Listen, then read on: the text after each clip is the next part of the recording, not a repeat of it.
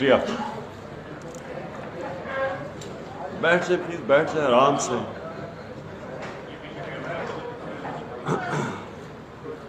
بسم اللہ الرحمن الرحیم. ایاک نعبد و ایاک نستعین.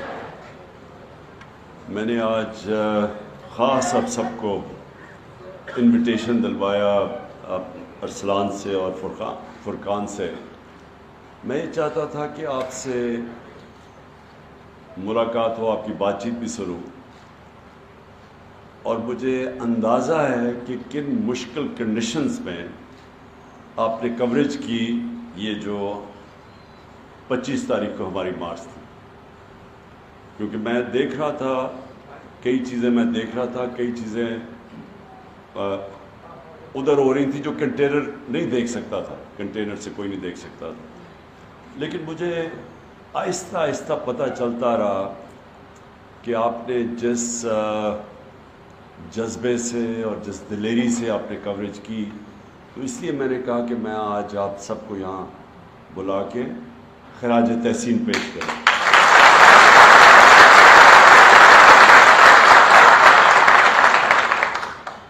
اچھا، اب آپ نے ایک چیز سمجھ لی کہ یہ جو دور ہے نا پاکستان جس سے گزر رہا ہے، ملک کی زندگی میں بڑے کم ایسا وقت آتا ہے. ان کو ہم جو انگریزی میں وہ ایک ٹرم ہے ڈیفائننگ مومنٹس. ملک کے لیے فیصلہ کن وقت ہے.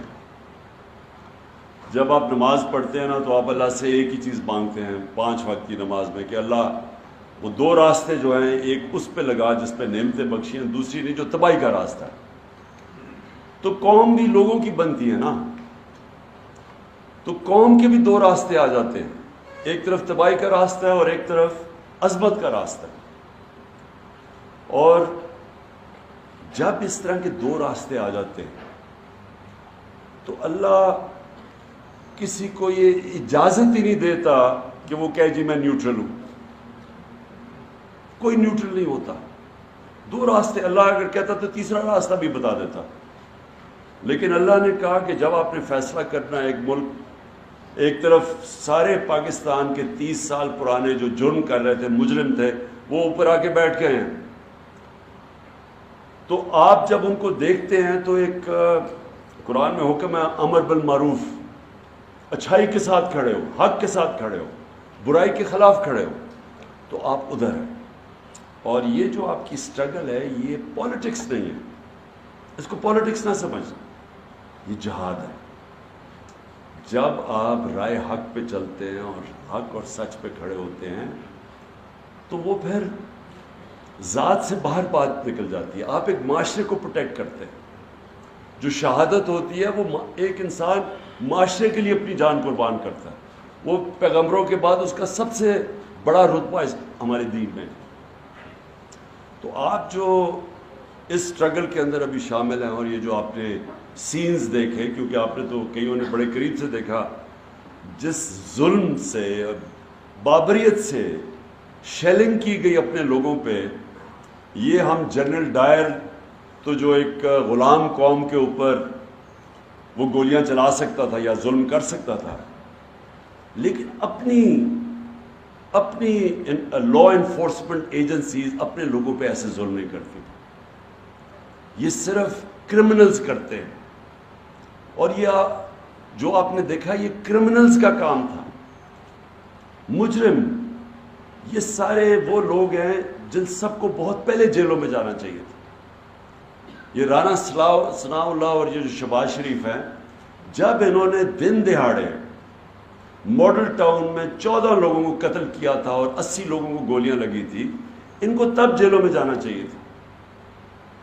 لیکن مسئلہ ہمارا ملک کا جو سب سے بڑا مسئلہ جو میں نے پولیٹکس شروع کی تھی آج سے 26 سال پہلے، انصاف کی تحریک. انصاف نہیں ہے. یہ انصاف آپ کو جہاد کر کے لینا پڑتا ہے، جدوجہد کر کے لینا پڑتا ہے. اور انصاف کا مطلب کیا ہے؟ انصاف تو کمزور کو چاہیے ہوتا ہے. طاقتور کو انصاف وہ اپنے آپ کو قانون کے اوپر رکھتا ہے. امریکہ جو انٹرنیشنل کرمنل کورٹ ہے اس کے نیچے اپنے آپ کو نہیں لانا چاہتا. لیکن سارے کمزور ملک اپنے آپ کو لانا چاہتے ہیں پروٹیکشن کے لیے. عدالتیں کمزور کو طاقتور سے پروٹیکٹ کرنے کے لیے بنتی ہیں. یہ پلیز آپ نے بڑی امپورٹنٹ چیز سمجھ لی.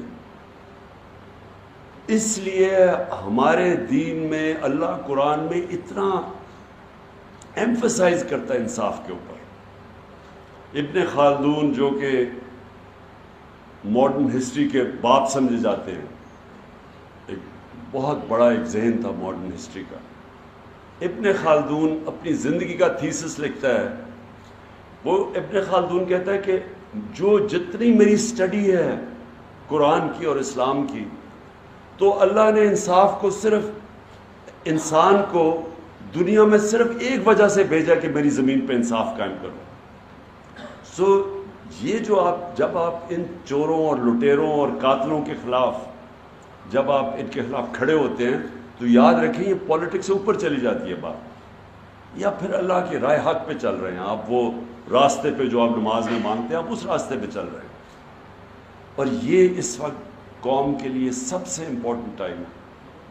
ہم ان لوگوں کو شکست دے گئے, پاکستان اوپر چلا جائے گا انشاءاللہ. اور اگر ہم کامیاب نہ ہوئے تو یہ جو جنگ لڑنی پڑے گی یہ پھر آپ کے بچوں کو لڑنی پڑے گی, کیونکہ جنگ یہ لڑنی پڑے گی کبھی نہ کبھی ان چوروں کے ساتھ.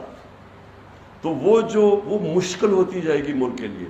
اور پھر جو ہمارے نبی صلی اللہ علیہ وسلم کی جو بہت امپورٹنٹ حدیث ہے, اور قرآن میں کئی آیتیں اس کو سپورٹ کرتی ہیں کہ تمہارے سے پہلے بڑی قومیں تباہ ہوئی جو طاقتور کو قانون کے نیچے نہیں لا سکی. طاقتور چور کو نہیں پکڑتی تھی, چھوٹے چور کو پکڑتی تھی. جو رول آف لا نہیں قائم کرتی تھی. یہ ہے جنگ پاکستان کی, انصاف کی جنگ.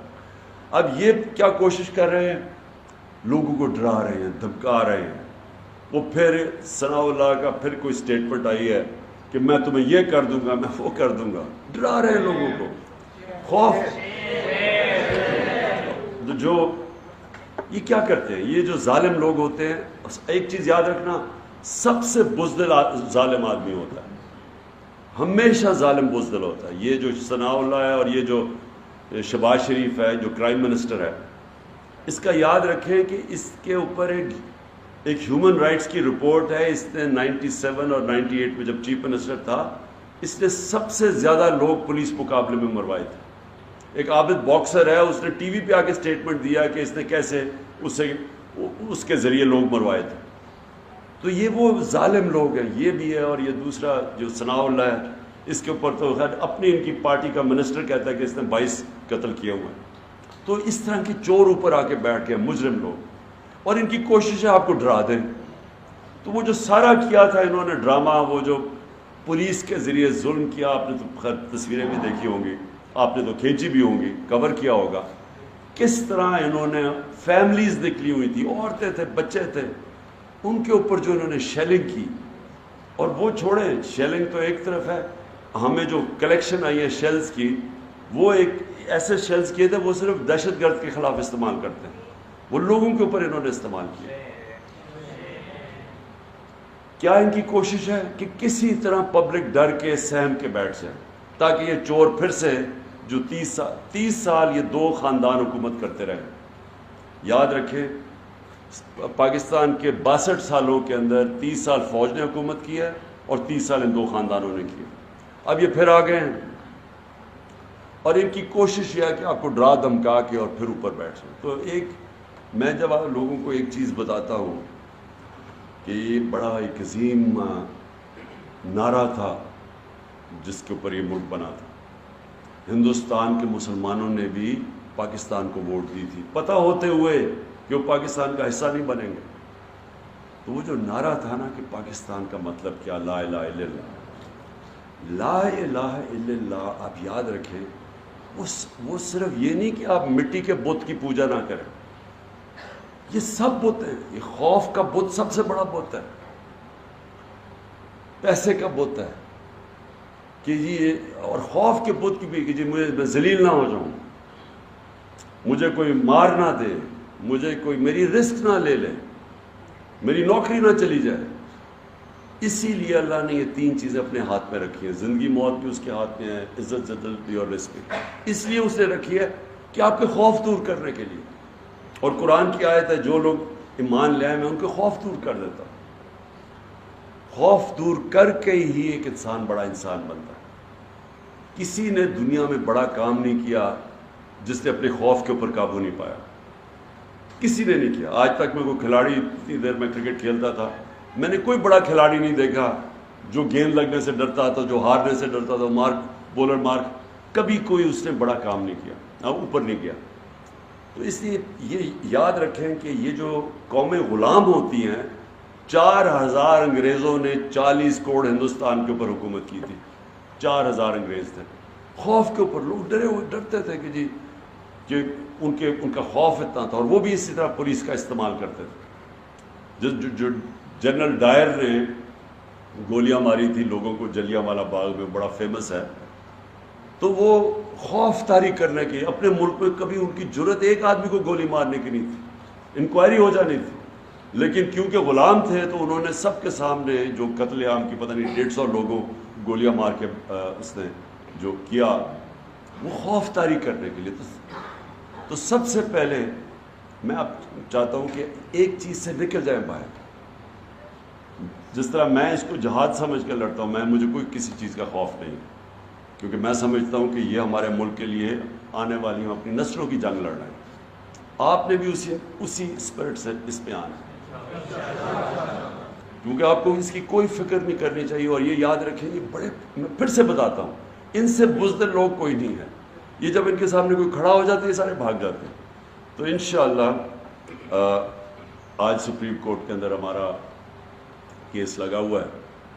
ہم سپریم کورٹ سے پہلے پوری ان سے پروٹیکشن چاہ رہے ہیں کہ کیا ہمارے پاکستانیوں کا فنڈامنٹل رائٹ ہے کہ پرامن احتجاج کریں. اب سپریم کورٹ سے یہ بیسک سوال ہے. اور کیا اس طرح کے مجرموں کو آپ اجازت دے سکتے ہیں کہ یہ آپ عورتیں بچے دیکھیں اور ان کے اوپر شیلنگ کریں, اور پتہ نہیں 35,000 شیل مارے انہوں نے, لوگوں کے گھروں میں گھس گئے رات کو, ان کی عورتیں نہ چادر نہ چادردواری کی پرواہ, جو انہوں نے حرکتیں کی ہیں پنجاب کے اندر, اور جو پنجاب پولیس کا استعمال کیا ہے, غلط استعمال کیا. تو ہم سپریم کورٹ سے رولنگ لے رہے ہیں, اور اس کے بعد جیسی ان کا فیصلہ آتا ہے اس کے بعد میں اناؤنس کروں گا, پھر ہم نکلیں گے انشاءاللہ. اور اس باری بہت بہتر پلاننگ ہوگی. اس باری ہماری پلاننگ کوئی ٹھیک نہیں تھی. اور پلاننگ اس لیے ٹھیک نہیں تھی کہ ہم اس غلط فہمی میں پڑ گئے کہ سپریم کورٹ نے اس وقت کوئی رولنگ دی تھی, تو ہم نے سمجھا کہ اب راستے صاف ہو جائیں گے, اور ہم نے سمجھا کہ راستے بھی صاف ہو جائیں گے اور یہ چھوڑ بھی دیں گے سب کو. ہمیں کیا پتا تھا کہ انہوں نے کسی کی پرواہ نہیں کی. تو اس لیے اس بار انشاءاللہ ہم تیاری کر کے جائیں گے, اور اب جو ہم نے غلطیاں کی وہ اب نہیں دیکھیں گے. تو میں نے صرف آج آپ سب کو بلایا اس لیے تھا کہ مجھے پتہ ہے آپ نے کیا کیا سینز دیکھے. مجھے پتہ ہے کئی میں دیکھ رہا ہوں کوئی انجر بھی ہوئے ہیں, اس میں ان کو چوٹیں بھی لگی ہیں اور انجریز بھی ہوئی ہیں, زخمی ہوئے ہیں. تو میں نے آپ کو بس اس لیے صرف آج کہا تھا کہ آپ یہاں آئیں, اور میں اپنے ملک کی طرف سے, اپنی قوم کی طرف سے آپ کو اکنالج کرنا چاہتا ہوں, آپ کو خراج تحسین پیش کرنا چاہتا ہوں.